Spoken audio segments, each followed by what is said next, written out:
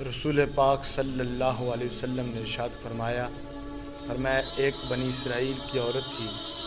جس نے اپنے گھر کے اندر بلی رکھی ہوئی تھی، تو فرمایا وہ اپنے رشتہ داروں کے پاس چلی گئی اور اس نے بلی کو باندھ کر رسی کے ساتھ اور گھر میں قید کر دیا۔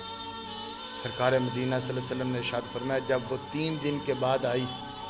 تو فرمایا بلی بھوک اور پیاس سے تڑپ تڑپ کے مر چکی تھی، اگر وہ آزاد کر کے جاتی تو کچھ کھا پی لیتی،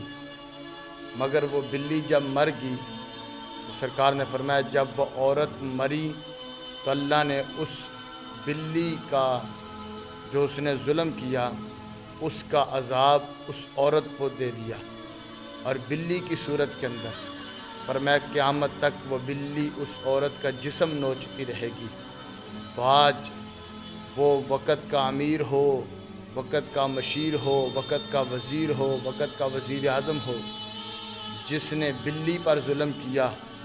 وہ تو رب کے عذاب سے بچ نہ سکی، تو تم آج انسانوں پر ظلم کر رہے ہو۔ کہیں بیٹیوں پر ظلم ہو رہا ہے، کہیں غریب لوگوں کو مہنگائی کی چکی کے اندر پیس کر تم ظلم کر رہے ہو۔ جتنا ظلم کرنا ہے کر لو، رب کے عذاب کی پکڑ بڑی پکی ہے، جب رب پکڑے گا پھر تم بچ نہیں سکو گے۔ اگر بلی پر ظلم کرنے والی عورت نہیں بچ سکتی تو انسانوں پر ظلم کرنے والا انسان کیسے بچ سکتا ہے؟